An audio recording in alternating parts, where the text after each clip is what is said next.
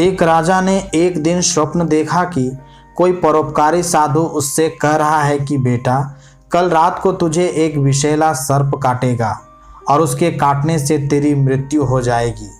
वह सर्प अमुक पेड़ की जड़ में रहता है। पूर्व जन्म की शत्रुता का बदला लेने के लिए वह तुम्हें काटेगा। प्रातःकाल राजा सोकर उठा और स्वप्न की बात पर विचार करने लगा। धर्मात्माओं को अक्सर सच्चे ही स्वप्न हुआ करते हैं। राजा धर्मात्मा था, इसलिए अपने स्वप्न की सत्यता पर उसे विश्वास था। वह विचार करने लगा कि अब आत्मरक्षा के लिए क्या उपाय करना चाहिए।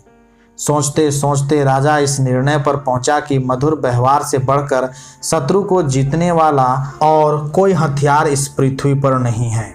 उसने सर्प के साथ मधुर व्यवहार करके उसका मन बदल देने का निश्चय किया। संध्या होते ही राजा ने उस पेड़ की जड़ से लेकर अपनी सैया तक फूलों का बिछौना बिछवा दिया। सुगंधित जलों का छिड़काव करवाया।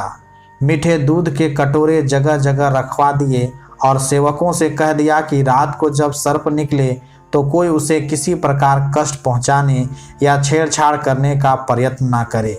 रात को ठीक 12 बजे सर्प अपनी बॉबी में से फुसकारता हुआ निकला और राजा के महल की तरफ चल दिया। वह जैसे जैसे आगे बढ़ता गया, अपने लिए की गई स्वागत व्यवस्था को देख देख कर आनंदित होता गया। कोमल बिछौने पर लेटता हुआ, मन भावनी सुगंध का रसास्वादन करता हुआ, स्थान स्थान पर मीठा दूध पीता हुआ आगे बढ़ता था। क्रोध के स्थान पर संतोष और प्रसन्नता के भाव उसमें बढ़ने लगे। जैसे जैसे वह आगे चलता गया, वैसे ही वैसे उसका क्रोध कम होता गया। राजमहल में जब वह प्रवेश करने लगा तो देखा कि प्रहरी और द्वारपाल सशस्त्र खड़े हैं, परंतु उसे जरा भी हानि पहुंचाने की चेष्टा नहीं करते। यह असाधारण सौजन्य देखकर सर्प के मन में स्नेह उमड़ आया। सद्व्यवहार, नम्रता, मधुरता के जादू ने उसे मंत्रमुग्ध कर लिया था। कहाँ वह राजा को काटने चला था, परंतु अब उसके लिए अपना कार्य असंभव हो गया। हानि पहुंचाने के लिए आने वाले शत्रु के साथ जिसका ऐसा मधुर व्यवहार है, उस धर्मात्मा राजा को काटूं तो किस प्रकार काटूं, यह प्रश्न उससे हल ना हो सका।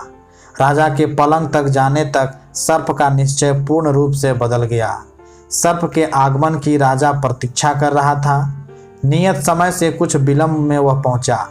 सर्प ने राजा से कहा, हे राजन, मैं तुम्हें काटकर अपने पूर्व जन्म का बदला चुकाने आया था, परंतु तुम्हारे सौजन्य और सद्व्यवहार ने मुझे परास्त कर दिया। अब मैं तुम्हारा शत्रु नहीं, मित्र हूँ। मित्रता के उपहार स्वरूप अपनी बहुमूल्य मणि मैं तुम्हें दे रहा हूँ, लो इसे अपने पास रखो। इतना कहकर और मणि राजा के सामने रखकर सर्प उल्टे पांव अपने घर वापस चला गया। सद्व्यवहार ऐसे प्रबल अस्त्र हैं जिनसे बुरे से स्वभाव के दुष्ट मनुष्यों को भी परास्त होना पड़ता है। अतः सभी का कल्याण चाहोगे तो आपका भी कल्याण ही होगा। धन्यवाद।